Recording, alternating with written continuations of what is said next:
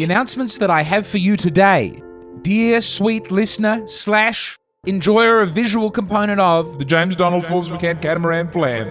the show where I, James Donald Forbes McCann, am trying to raise enough money to buy a boat. The announcements are so exciting that I would like to preemptively apologize for announcing them here in the normal room where we do the podcast. This normal room is not nearly exciting enough to match the excitement level of the announcements that I'm about to make. 3 of them. I had thought about going outside and doing this podcast on a hill or by a waterfall. I certainly wanted some shrubbery. I wanted the greatness of nature to reflect the greatness of the announcements that I have for you here on the program where I'm trying to raise $500,000 to buy a boat.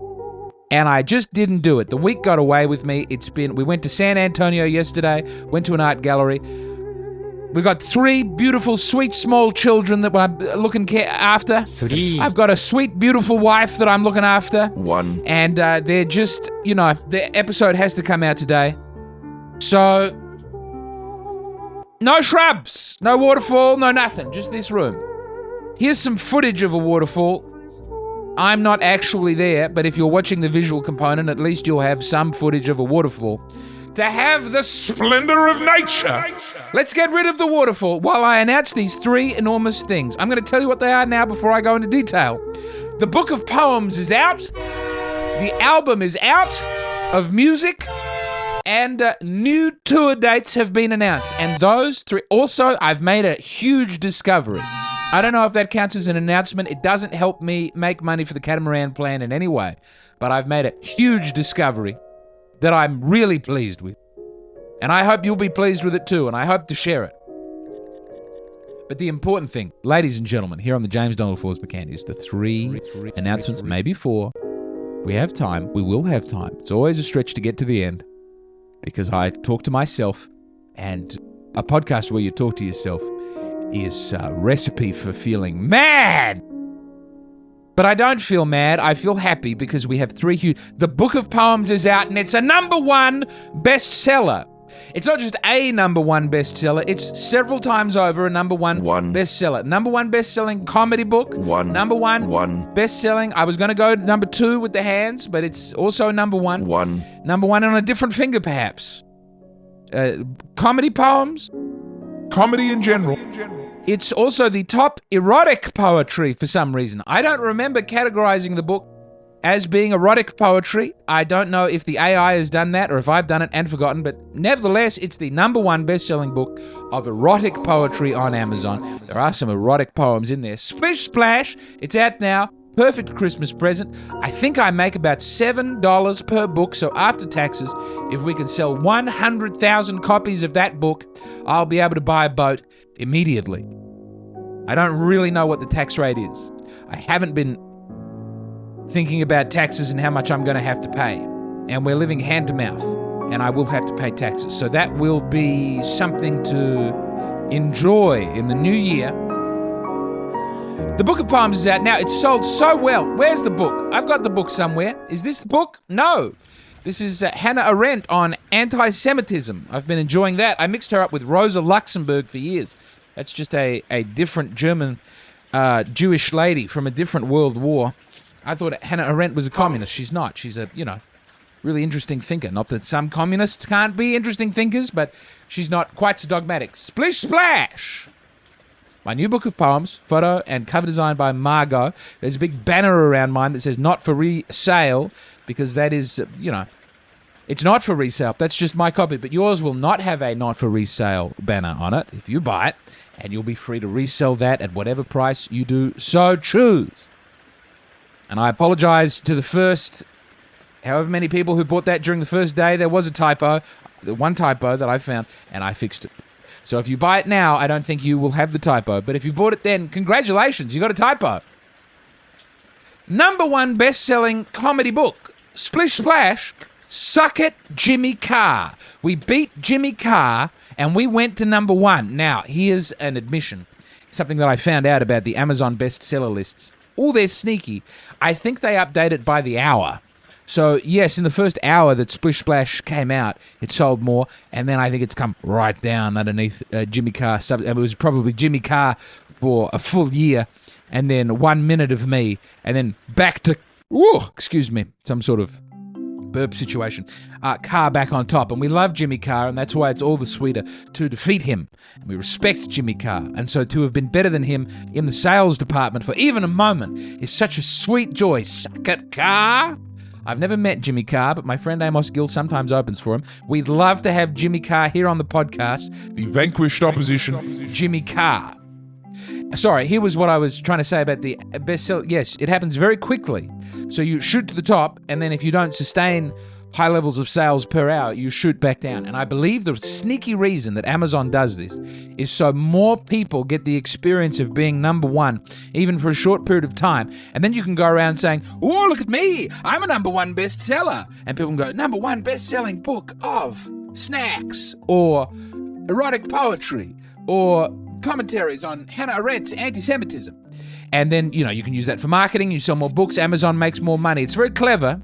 Use that money for their rocket ships and to make the lives of people who work for them very bad. I do not like that the only way to get the book is on Amazon as a print on demand. I think it would be better if I had a more conventional publisher or open my own publishing house, but hitherto I've never sold enough books of poems to make that sensible.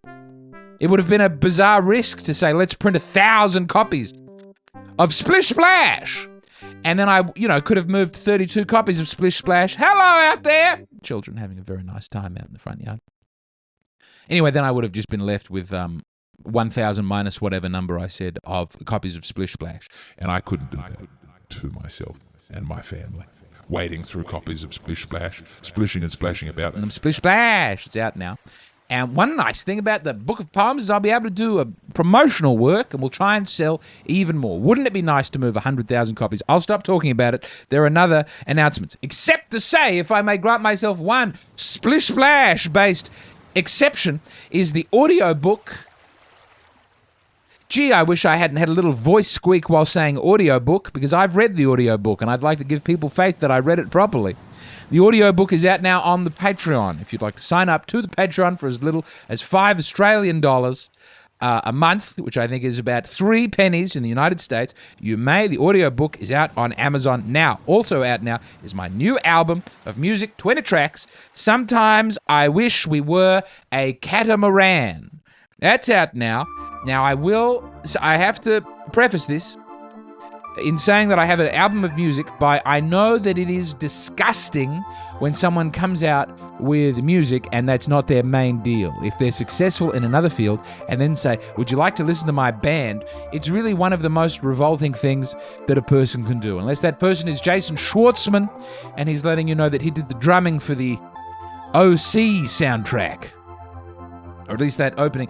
Dabba got a gun, bamba dabba down, baba dooba doo doo doo. Hey, California, here we come, right back where we started. That's Jason Schwartzman on the drums. Don't remember what the drums are doing in that song. Didn't demand a lot of attention. Maybe that's the sign of a good drummer. Anywho, it's revolting when a person who's specializing in another field, when your math teacher, your mathematics teacher has an album. For a decade or more, Russell Crowe having a band was a source of great merriment, and not in terms of they listened to the music and enjoyed it, but, there was that South Park joke about his friend and tugboat executing himself to get out of having to listen to the music. It's gross. It's gross. When I see one of my, a comedian or someone on the Facebook or the Instagram, and they say, hey, this is my music, I think, please don't make me listen to it. That's very embarrassing for both of us. And then despite that feeling, I've gone and done it anyway. But Sometimes I Wish We Were a Catamaran is out now. I'm also aware that music is not my gift. I went to a school, as so many people did and do and will do in the future. Unless I have something to say about it. And, you meet people who are really good at music. The boy with the guitar or doing the hot clarinet solo in the jazz band. And they were all, I could name dozens of people at my high school who were better at making music than I am. And the fact that I've gone and made an album is sort of gross. But I liked making it, and I hope and some people have said they enjoy listening to it. And even someone I believe this, even someone who's not very good at making music can by accident, make a good song. One-hit wonders. You don't have to be a sustained good composer throughout your whole life. Everybody maybe. I think everybody might. I hope I do.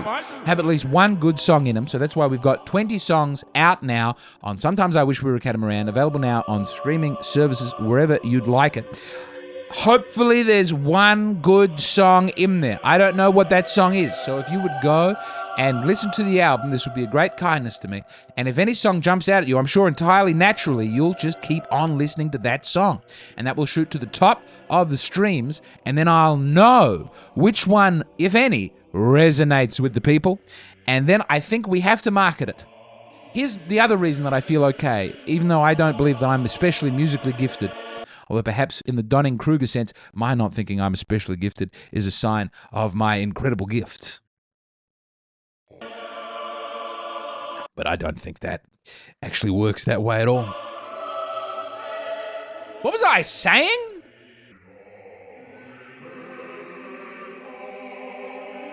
Yes, perhaps there's a good song in there. Anyway, what I'm saying is if there's a good song in there and people listen to it, I'll know that that's the single. Oh, I remember what I was saying. And then we'll market it, because here's the other thing that makes me feel okay about not being very gifted and having come out with an album of music is that a lot of music that is popular is not, in my opinion, very good. The pop charts have been barren for a long... She's too old, the pop charts. She's menopausal. She froze her eggs and she got a couple of good ones out there in the early 2000s, but now that the time is well since past, no amount of IVF will bear fruit, and IVF, intravenous fruit. And so I feel like if they can have a hit single and make a lot of money out of it, I don't think my music is all that much worse, if worse at all, than some of the things on the pop charts. But let's not throw good money after bad. We'll find out which is the best song on the album, according to you, the listeners, by which you stream. I'll take a look at the streams, and I'll see what people like. And then that'll be the single. How do we make it a successful single? Number one, clout. I think we do a remix and we get a rapper on it. Clout. I think we do a music video. Clout. I think we get it to the blogs and the reviews and the radio stations, college radio, Triple J. Clout. And then we push it. We push it hard. We're not pushing it hard yet because there's 20 songs on that album, and I don't know if any of them are good. Also, if you listen to that during the first few days of it, one of the songs is accidentally played twice. And a song called Burnside Library is not on the album because I uploaded the wrong file. Again, typo for this one. Weird doubling on the other. Wouldn't it be good to have an assistant? Wouldn't it be good to take drugs to improve the executive function that I lack? That's two big ball drops on two otherwise unblemished projects. The album and the book of poems. If you like the album so much you'd like to get the bonus tracks, guess where you can get them?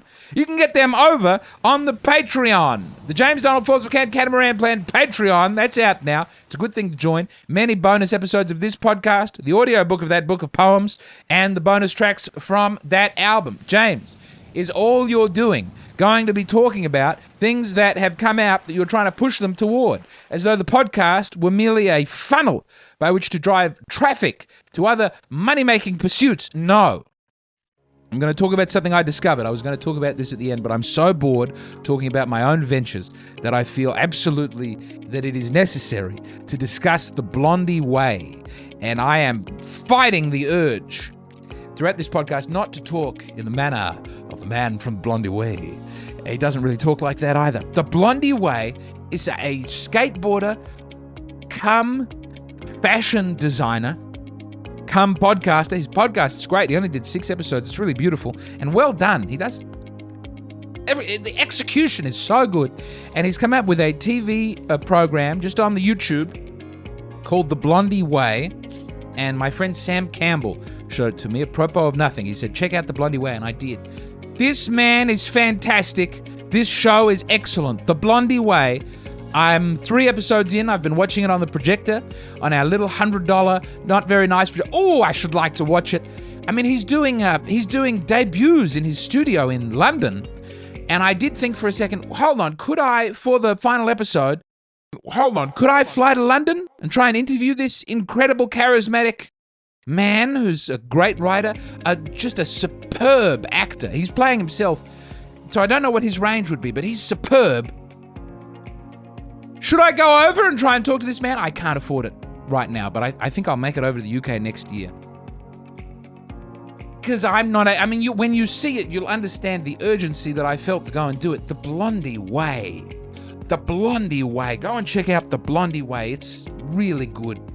I'm halfway through. The quality could drop off, but I have such faith that it won't, that I feel confident recommending it now, even though I haven't seen the entire series. The Blondie Way. I'm going to stop saying The Blondie Way, but he's so good. And he's got a very catching way of speaking, and I have caught myself sounding more toffee than I conventionally would.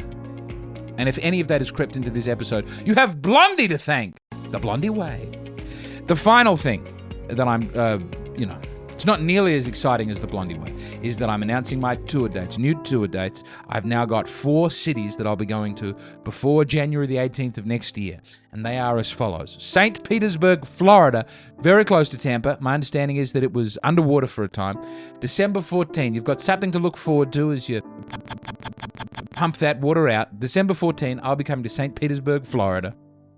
Denver, January the 12th. I hope to go to Casa Bonita, but I'm told the wait list is very long and I have no way of doing it. Milwaukee. This is down in Milwaukee. There's a rap group that I like that I think A Dog's Chance is the album. I think they're from Milwaukee. January 15th, I'll be in Milwaukee and Chicago, Jan 16 to Jan 18. And all of those dates are up now on the jdfmcann.com/gigs website. How's that for announcements? A new great show, The Blondie Way, not mine. I've got nothing to do with it other than my enjoyment and my hope that other people see it. New tour dates in those places. A book of poems with an audiobook on the Patreon and a new album. Bonus tracks also on the Patreon. Hey mate, how's it going? It's morning. It's not. It's 1:05 p.m.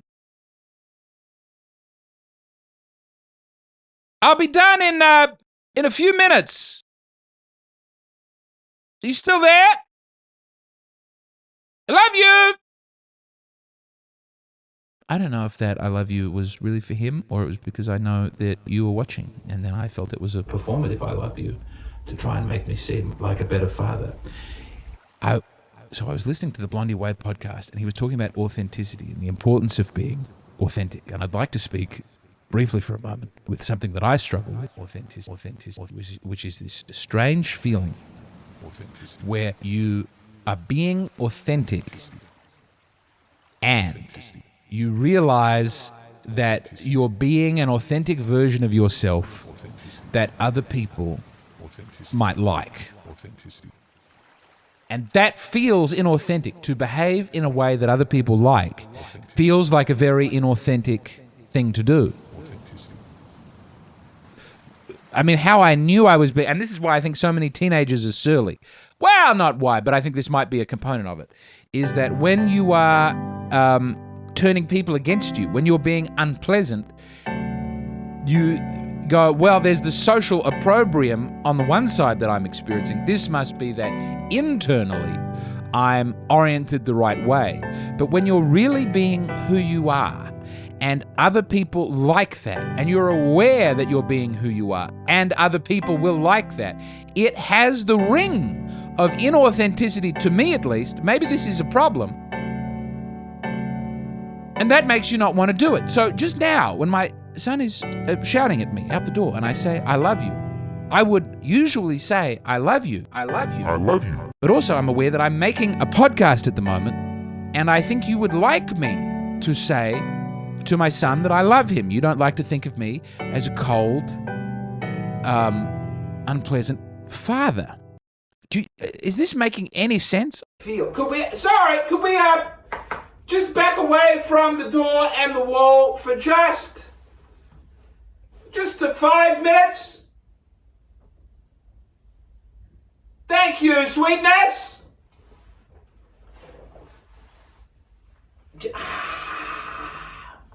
I don't know if this is something other people can relate to or it's just me.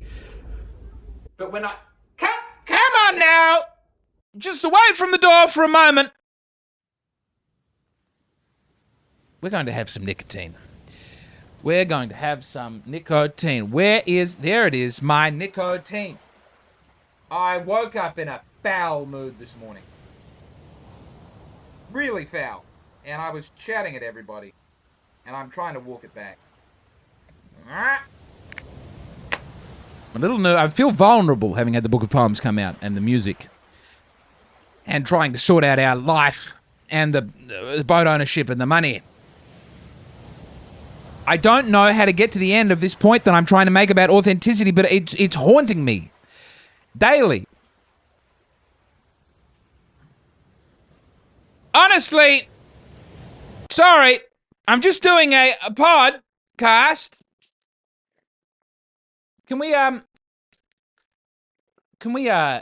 go around the side of the house for just a little bit? Thank you. I'll be done in 5. Love.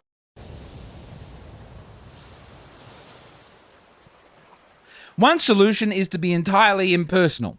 I could cut all of that out and not have this problem of being seen. Being seen, consciously of being seen. I think this is what, like, Heidegger and Hegel, maybe Hegel's more about, I think this is what Heidegger is all about. I started to read Heidegger and he's talking about the void, and I certainly, all the existential, Jean-Paul Sartre, what little I read of Jean-Paul Sartre, it's a lot about like seeing and being seen and the subject and the object, and I never understood it, but I'm starting to encounter that as a problem of what it is to be authentic, because to be inauthentic is an option.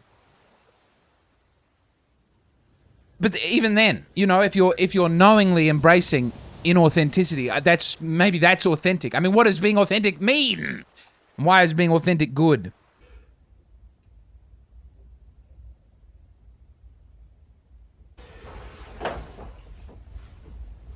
The answer, I think, is to have a couple of beers and relax. Huh? Or certainly to do a little bit of exercise. These are answers, but I think a genuine intellectual answer would be good as well. And I'm very far away from having them, and I think the solution there would be to read very deeply into the continental philosophy, which deals with this question. I don't know that I have the time or inclination. If I don't have the time to go up onto a field or by a waterfall, what chance do I seriously give myself of finishing that Hannah Arendt? What are we going to audiobook Hannah Arendt? And now an excerpt from the #1 selling book of erotic poetry, Splish Splash. This one's called Stylish Hispanic. I saw a stylish Hispanic lad almost bowl a perfect game. He wasn't taking it especially seriously. There was much dancing, and it was neon disco bowling night. And I don't think he'd bowled all that much in the past. He seemed surprised by how well it was going. It was as good a thing as I have ever seen. I showed up at the bowling alley bright and early the next morning. No neon, no disco, no merriment at all. Just lots of fat children in what appeared to be a bowling league for very fat children indeed. I bowled alone. I bowled 58. I blew out my elbow. It continues to hurt. And now the Sometimes I Wish We Were a Catamaran Megamix, all 20 songs from the album played simultaneously.